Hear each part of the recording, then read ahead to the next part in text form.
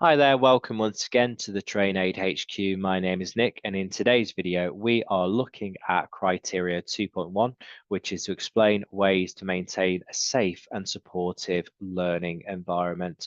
So in regards to your teaching role, it is integral that we promote not only a safe environment, but also a supportive learning environment as well. So ourselves as teachers, we're mindful, we're looking out for the learner, we're looking out for the learner's welfare, and we are ensuring that the learning environment is safe, supportive, and cohesive as well. So for this assignment question, you have to reflect on a minimum of 4 ways to promote a safe learning environment and 4 ways to promote a supportive learning environment as well. Just on the assignment template, we have some practical ways that you can promote a safe teaching environment, such as risk assessments, first aid, housekeeping, venue security, ID badges, PPE, cybersecurity, and safeguarding, just to name a few. So we'll just have a chat about those first of all, and we are going to select just 4 to reflect on here. So the first one is obviously risk assessment. So as a teacher or trainer, when working within a new environment, it's integral that you perform a risk assessment to make sure that any hazards have been identified, and any risks have been resolved and reported as well. So a good hallmark of any teacher, as we know, is time management and arriving at your environment early to make sure you're familiar with the environment, and it's really just proof checking any equipment as well. So a comfortable environment is one which is well lit, it's warm, there's no trip hazards, there are places where learners can store their bags, for example, that it's free from any risks as well. So it's integral that we do perform any risk assessments to comply with the organization's requirements there. The next is, of course, first aid. So we as teachers, we need to be aware of where the nearest first aid kit is, for example, who the first aid appointed person is, if there was an emergency, what are the procedures, where are the nearest emergency exits.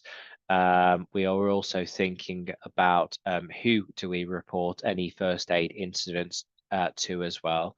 So it's about ensuring that you are fully aware of that, and it's also communicating that to learners. So part of your housekeeping is it's making sure that learners are aware about first aid and what to do in the event of an emergency as well.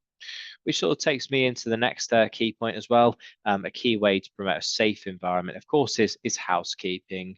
So at the start of any new course, we're letting learners know where the toilets are, for example, when the rest breaks are, where the coffee facilities are, smoking areas, of course, the required breaks, where learners should be, and anything such as the emergency exits as well, whether or not there'll be a fire alarm at that venue on that day. So making sure that you're communicating the housekeeping rules.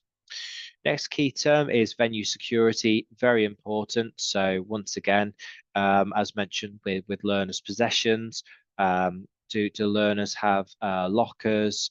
Is the environment safe and secure in terms of their belongings? When you go on breaks, are you as a teacher going to lock the classroom, or do you need to tell learners that they need to take their belongings with them? So it's all about ensuring that the venue is safe, secure. You might need to give learners a door code for them to access the training environment, for example. Others, in terms of promoting a safe environment, is ID badges or lanyards. So it could be reinforcing learners to tell them that they must wear ID badges on site, so they're fully aware that they're there for a purpose. They're not going to be challenged by anyone, such as ground staff or any colleagues as well. PPE, of course, so if you're working within a practical environment, then learners should be supplied with the correct PPE. It could be hard hats, steel toe cap boots, any equipment, any clothing to promote safety is essential. So it's always very important to know your classroom numbers as well, so to ensure that you've got enough PPE there. Cybersecurity is all about ensuring that learners are safe online, so safe when saving their work, ensuring that their coursework is password protected. It's the little things such as turning their computer off at the end of a lesson, making sure that they pack their laptop away correctly. Passwords are regularly updated and changed, and it's ensuring that learners don't pass work to one another as well. So cybersecurity is something that you can promote as a teacher. Of course, safeguarding is a crucial part of teaching and training to ensure that learners are safe from any type of abuse. And your role as a teacher is to report any signs of abuse or anything to a pastoral member of staff or a senior tutor or HR as well. So it's about you ensuring that you know where to report any incidents to, and also for your learners, do your learners know who they can approach if they see something which isn't right? So it's all about ensuring that learners have got those clear channels of communication for reporting incidences and who to report to.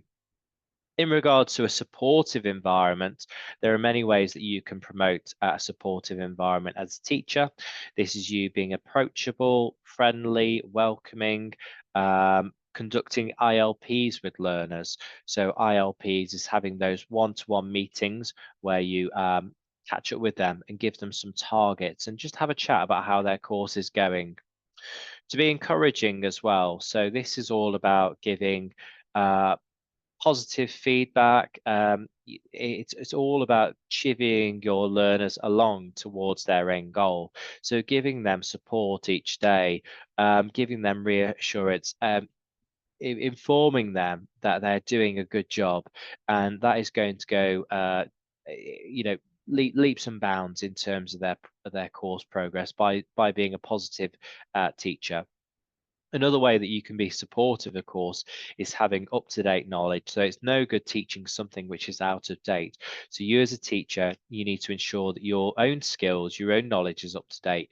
You can do this by signing up to your awarding body newsletter, for example, attending conferences, ensuring your own certificates do not expire. So very important, you're staying alert and up to date with the latest subject knowledge there. Ground rules, you can be supportive with your ground rules, so creating these with your learners. So if you come up with agreed ground rules, there's going to be a lot more of a buy-in from your learners. You can promote, you can write your ground rules, you could put them on the wall of your classroom, perhaps on some flip chart paper as well.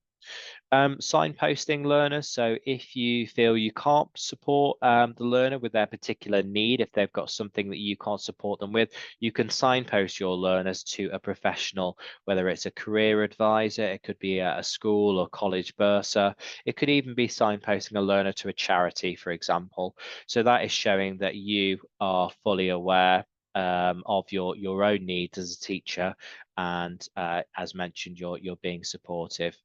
Let's just have a look at two examples I've written. So housekeeping is one of my safe examples. So a key way to promote a safe teaching environment is to discuss the housekeeping arrangement at the start of the course. This is an introduction of the welfare facility, such as the location of the toilets, planned break times, fire exits, and muster points in the event of an evacuation. When delivering a new course, I ensure all learners are aware of the welfare and emergency procedures. Okay, so quite straightforward there. If I was to go for some other safe examples, I'd go for risk assessment. So I'd write about that next. So risk assessments. I would go for first aid and venue security. I'm going to write those in there.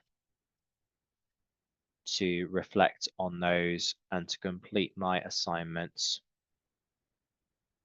Okay. On to supportive. So you have to reflect on 4 supportive examples. So this is my first example. So being friendly and approachable. By being friendly and approachable, as a teacher, this will promote a supportive environment where learners feel comfortable to participate within the planned activities. As a teacher, it is important to welcome each learner to the teaching environment and to start the lesson in a positive manner. So I agree with that there. So other supportive ways could be to be knowledgeable. So like subject knowledge. So having the up-to-date subject knowledge is absolutely key. Ground rules. So establishing and maintaining ground rules, and also signposting learners. So when learners have that need, they're unsure who to turn to, they look at you and they might look for advice, but you don't want to give them the wrong advice. So it's signposting them to a professional there. And that is our table. So it's essentially 4 points for safety and 4 points for supportive. You can, of course, include your current future teaching examples or examples from your future teaching role. All right. Thank you so much for watching, everyone. And we have covered 2.1, explain ways to maintain a safe and supportive learning environment.